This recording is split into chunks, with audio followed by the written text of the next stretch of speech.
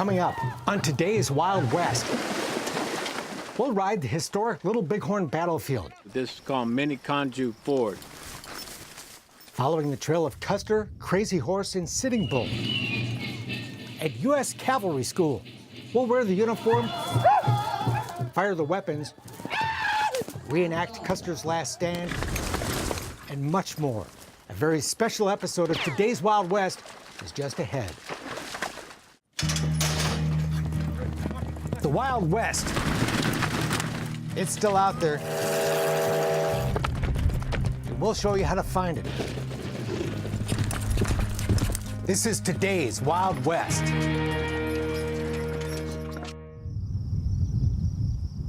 Last Stand Hill.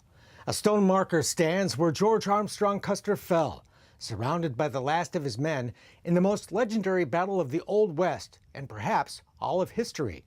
Custer's last stand, the Battle of the Little Bighorn. This quiet summer day belies the horrific violence that took place here on June 25, 1876, when Custer and 5 companies of his 7th Cavalry, more than 200 men, were cut off, surrounded, and wiped out, with no white survivor to tell the tale. Every June on the anniversary week of that battle, you can ride where Custer rode, camp where the Indian teepees stood, ford the Little Bighorn River, in one of the most unique adventures in today's American West. Dress it up. U.S. Cavalry School. Back him up a step. There you go. Hold right there. There is nothing like it. You can't beat it. Being here on the original bloody ground, being on the battlefield itself, it's a rarity to be able to ride horses on a battlefield of this national significance anymore. Yep, follow me. Cav School, as it's known for short, is an 8-day immersion into the life of an 1870s U.S. cavalry soldier. Every morning, you'll put on the cavalry uniform. Attention. And stand at attention as the flag is raised. You'll saddle up your horse with the same McClellan saddle the cavalry rode, ford the Little Bighorn, and ride the Custer battlefield. So to be here on the actual field, that's hard to beat. And you're able to ride a horse. You're able to kind of get the feel, wear the uniforms, get into the sweat of things, experience the heat and the fatigue. It adds a perspective you can't get from a book. As Henry Wilbert says, you know, the land is the star of our reenactment. It is the star of the show. Keith Herron is the owner and organizer of Cavalry School. In a sense, it's City Slickers meets Last Stand. Cavalry School was actually inspired by the Kevin Costner movie, The Postman. Long story short, the horsemen who portrayed the cavalry in the post-apocalyptic film created the school to teach people about the real U.S. cavalry. And there's no better place to do that than at the site and on the anniversary of history's best-known cavalry battle. The river was red with blood. This was war. It wasn't cowboys and Indians, and it wasn't John Wayne. Author and historian Steve Adelson is among the dynamic speakers at Cav School, where you'll learn about the guns, the gear, the saddles, the horses, the politics, and one man's perspective on the final moments on Last Stand Hill. The sky is raining arrows. Gunfire, smoke, yelling, screaming, cursing. But the opportunity to ride where Custer and Crazy Horse rode is what sets Cavalry School apart from any other experience. This is where E Company was routed, and they rode as fast as they could to get away and rejoin the other units up on this ridge here. The Little Bighorn battlefield is immense, stretching for some 5 miles. Only a small part of that is within the Battlefield National Monument, where riding is severely restricted. The rest of that sacred ground belongs to the real birds. It was actually white bird, but it was interpreted as real bird. A prominent Crow Indian family that has long welcomed Cavalry School and other visitors to their historic land. Well, it's a long, long story, but I'll make it short. My mother, she says, welcome the people to this land, because this belongs to the Almighty, and the people should come here if they appreciate it. It's a great honor to be here in the spirit of the land and of the people and everything that happened is still here. Cavalry School students camp in wall tents right along the banks of the Little Bighorn, where the teepees of the vast Indian village stood the day Custer attacked. Just a short trot from camp is the grounds of the annual reenactment of the Custer Battle, hosted by the Real Birds, that is the culmination of Cavalry School. Much more on that later in the program. But to reenact the cavalry, you need horses and the ability to ride them. We'll take you to horsemanship class just ahead. I'm a little more relaxed. I can see that. Horsemanship class at U.S. Cavalry School, Everybody make a little improvement, see something change. where rookie riders are welcome. While many bring their own horse and gear to Cav School, for those who don't, the school provides the horses, the saddles, uniforms, the training, and everything else you need. This is one of the best places to learn because we're very safe in doing it. We have a staff ratio of 1-to-1, so that when you're out here, you're with an experienced rider so that you're safe at all times. And the confidence beginners acquire during the week is just one of the school's many benefits. It's changed me as a person because it's given me far more confidence and courage, and I'm at a later stage in my life. Come left.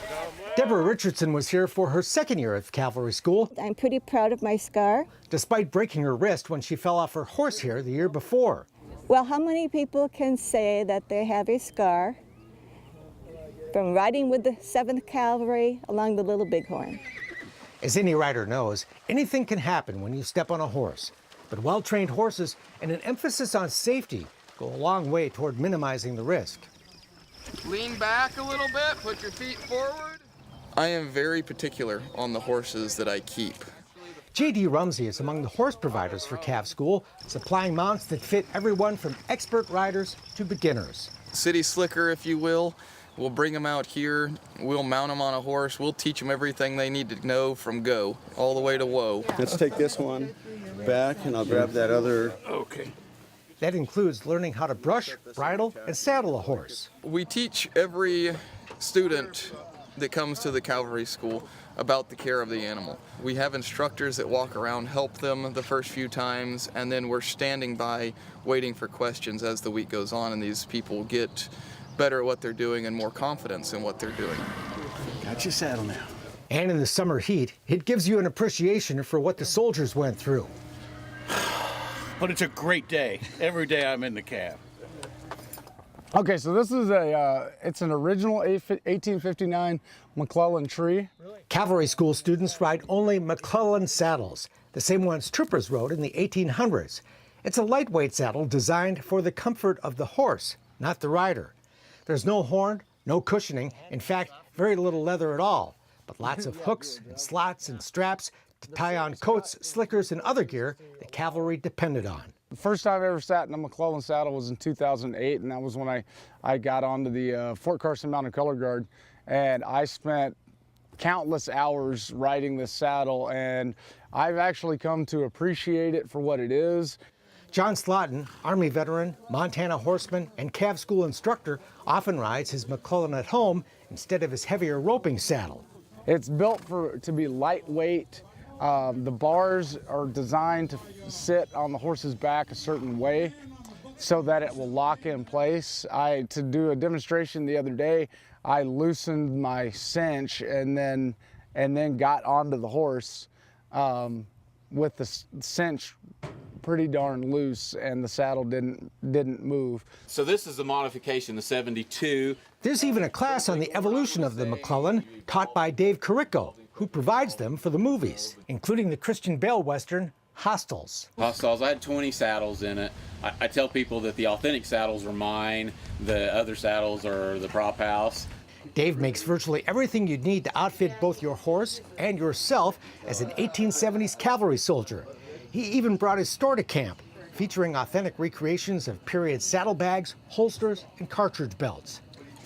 This is a 4550 copper cartridge. I'm going to pass it around. It's a 405 grain soft lead bullet.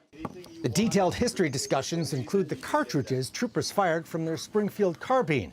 If you left those bullets in a cartridge belt for too long, they developed a green buildup known as verdigris, which would jam your rifle. And since their lives depended on that ammo, few troopers had to be reminded to clean those bullets.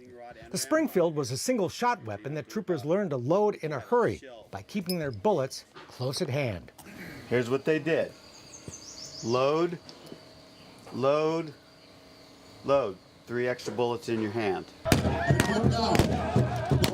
The .45-70 was a deadly weapon, far more powerful than the lever-action Winchesters and Henrys the Indians acquired. That is, if you hit what you were aiming at.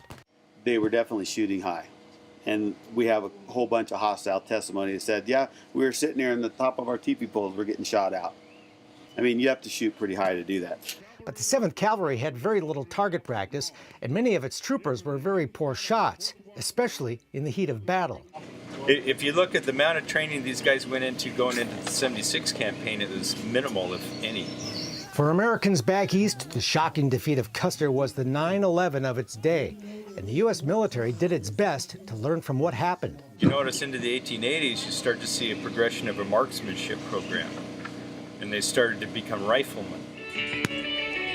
Cavalry School includes the opportunity to safely fire live rounds at a target range, and there's equal emphasis on how to safely fire blanks. This is your one and only warning. You point a firearm at anybody, loaded or unloaded, and you are done. Any questions on that? I am deadly serious on that. We'll be shooting lots of blanks during the weekend reenactment, but staying safe with guns is really quite simple. Never point a gun at anything you're not willing to destroy. Keep the firearm unloaded until you're ready to use it. And keep your finger outside the trigger at all times. Horses need gun training too. Gunfire can, of course, spook a horse. So we spent an afternoon in the arena with our mounts, teaching them that gunfire tastes good. Okay, you guys ready? Starting on the ground, our officers would fire off a blank, and then we'd give our horse a bite of some tasty grain. Very effective training. We've had great success with it. What some people take a month to train, we can do it in just a couple hours. Allow us to be safe when we do the reenactment and the other training we do. Okay, hold it, we'll feed.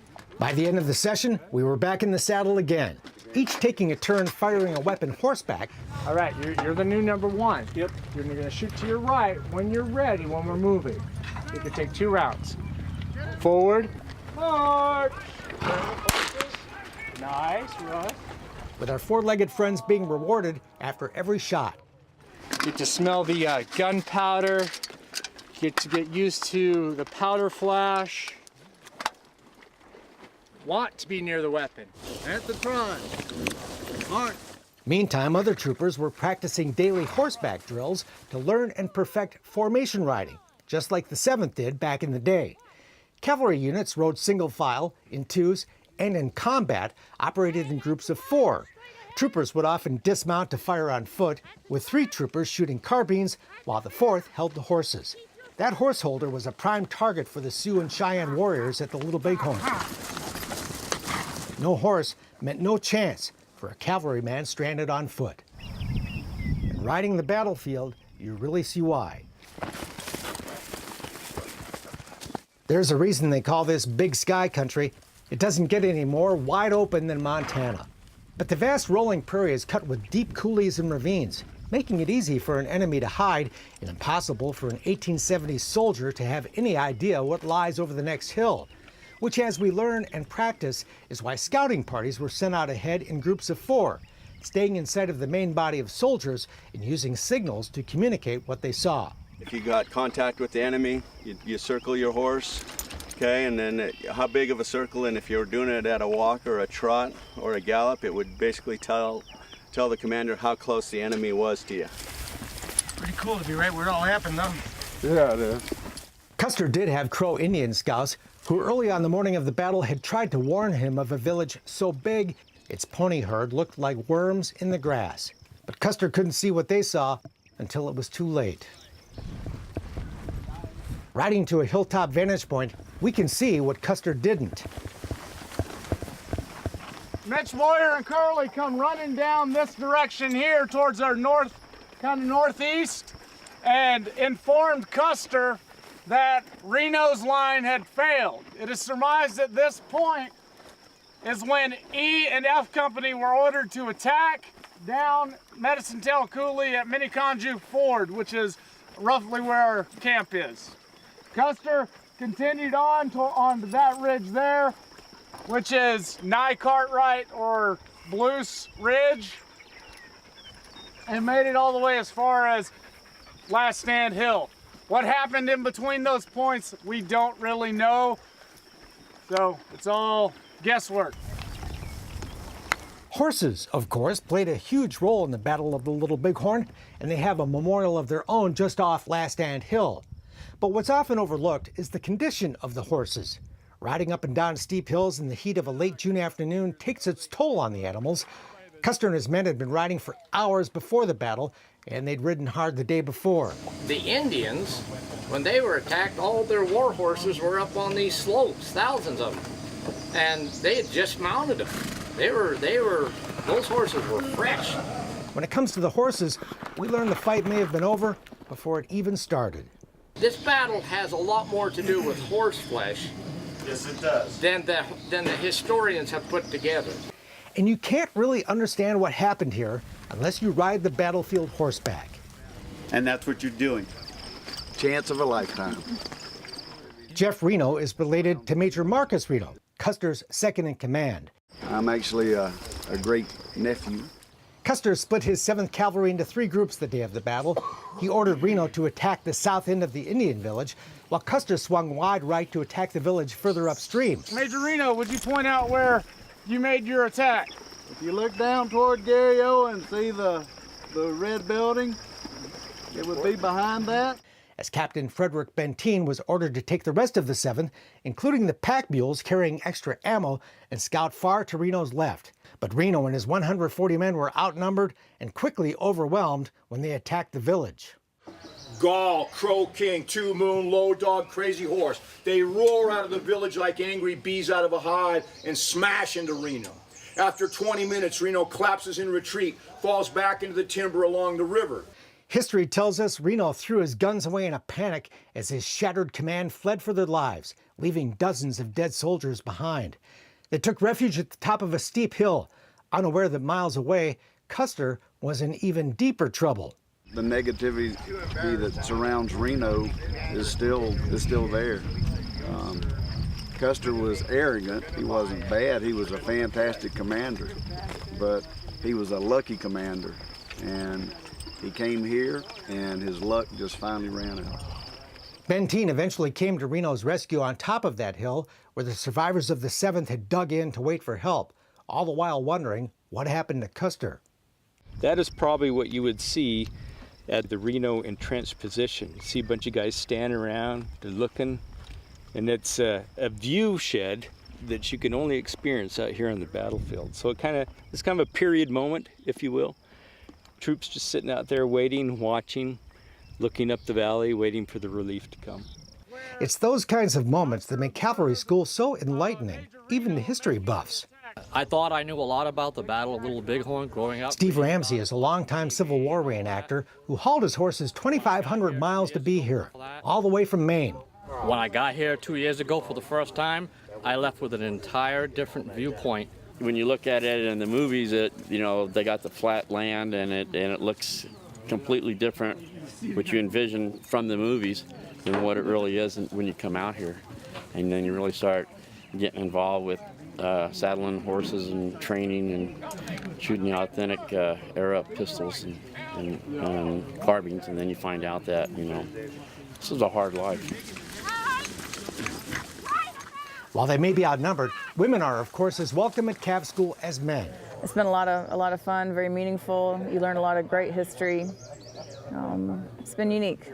And Brenda Brown believes some women may have even fought in the cavalry, just like they did in the Civil War. I carry with me Civil War reenacting Frances Clayton. Okay. There's 317 documented women that fought in the Civil War. So I have to think that there were some women in the Frontier Cavalry at some point. Maybe not, but it's a lot of fun. This is a very physical week, and there can be some bumps and bruises along the way. I basically monitor horses and people, make sure that everybody's safe. Diona's been coming here to ride with Cav School for 8 years, a place that for her holds a spiritual attraction.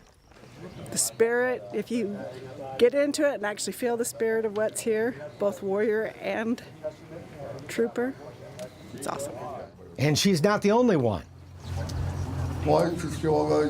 Yeah, there's a lot of energy out here. Yeah, it's very mystical. There's spirits of the little bighorn, lots of spirits out here.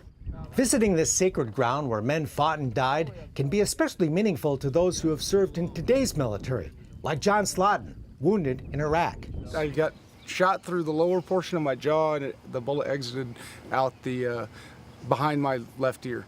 But why would someone who has seen the true horror of war up close want to come here and reenact it? Always loved history, and a lot of our staff and a lot of our participants are veterans and have seen the horrors of battle, and there's just something about the it's more the camaraderie of a military unit that we all miss, but we don't miss the gruesome horrors of what we've seen over there. Whether the soldier wanted to be there or not, these were soldiers who came to America and they were out serving their country. Some of them didn't even speak English yet, and they were out defending this country, doing the job that their country asked them to do, and they died in that effort, and they died out here. And so to me, it may sound corny, but it has a sense of reverence to it for me. It's like going to Arlington Cemetery. Out here, 210 guys died defending this country for the freedoms that we have today. I'll never, at my age, climb Mount Everest or be one of the lucky astronauts to go to the moon, but I can say that I've ridden pretty much the whole trail that Custer rode. Along with the history, the horses, and the comradeship is the sheer beauty of this place. The Little Bighorn River, Montana in summertime. A great place to be. Super. How could I not be doing super out here? I come from the east. You don't have vista like this. We did have a bit of rain, in fact, more than a bit. But hey, the cavalry rides in all kinds of weather, and the showers just made it easier to appreciate the sunshine. And those beautiful mornings in camp, where we'd savor the scenery and a cup of coffee before the sound of the trumpet called us to the morning flag raising and an inspection from General Custer. Good morning, Lieutenant. Cool stuff. For some of the troopers, portraying the 7th is a never-ending hobby. Honoring the man. Like Ron Glasgow, who not only portrays Custer's friend, Lieutenant William Cook, but with his big Dungaree-style beard, looks like him too. There's 14 points in his life and my life that match up, so I tend to kind of think that other than the whiskers, I might have some of his spirit and some of his enthusiasms and passion, share some of the passions that he had too for the 7th Cavalry. And Gary Stewart looks a lot like Custer. I do it because I love history. I have a real passion for history. And the Custer's Last Stand battle is such a complex, historically significant battle. There's just so many facets to it that you trying to figure it out, and you get more interested and hooked into it every time you read something or you study it. It's history that appeals to people from all walks of life. I'm here for the fourth time, actually. Swiss natives Stefan Naher and his son Fabio returned to Cavalry School for another year from their current home in Singapore. Oh, it's a lot of things. It's it's a history. You really feel the history when you're here. It's also the people, the bond you make with the people when you're here, and riding the battlefield, the horses. It's so many things. I like the riding and do something with my father. And on top of everything else, Cavalry School is simply one great horseback adventure, starting with crossing the Little Bighorn, which we did several times every day. It's not the Missouri, but it's no little creek either. We were instructed to stay focused on the other side of the river because looking down at the rushing water can make your head spin. Go, you two, get up there! And it was always a bit of a thrill to ford that river and to remember those who had been here before, not all that long ago.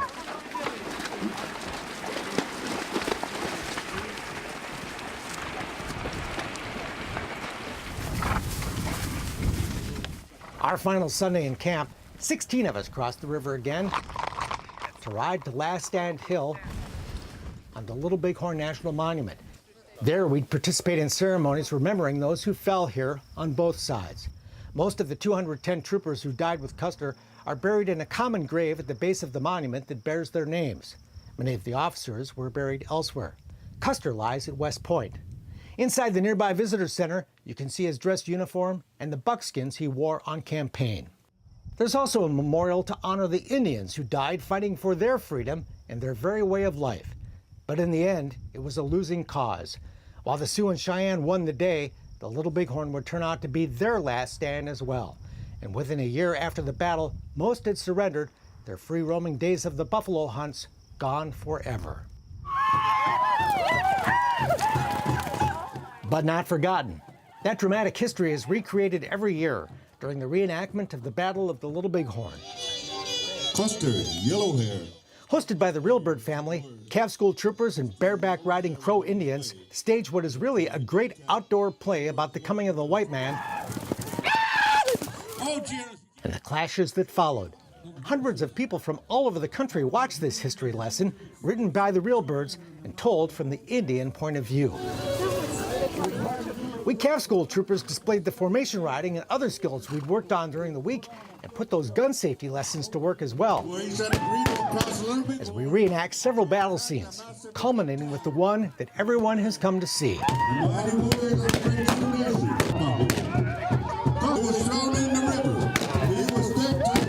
It's the history of the imperfect people of America, this land we all love, no matter what tribe we come from. And U.S. Cavalry School is part of that story. Oh, I thought they did a really great job. It was super educational. It was awesome, the history. I love when they brought out the horses. I think about what the reenactment is all about, and really it's about telling a story. And it's such a powerful story. And you're contributing to the education and the understanding of thousands of folks who know nothing about this. So there's a legacy in essence, and you're passing that legacy on. So when you're out there telling that story, remind yourself of that, because everybody's watching and everybody's learning. That's it for now. We're back next time with more cool stuff from today's Wild West. I'm Mark Bedore. We'll see you down the trail. For more information on the people and places featured in today's Wild West, or to order show DVDs and books, visit todayswildwest.com. Funding for Today's Wild West provided by the Montana Film Commission, the Leggett Foundation, the Chuckwagon Trail Riders Foundation, the Dude Ranchers Association, and the Dude Ranch Foundation.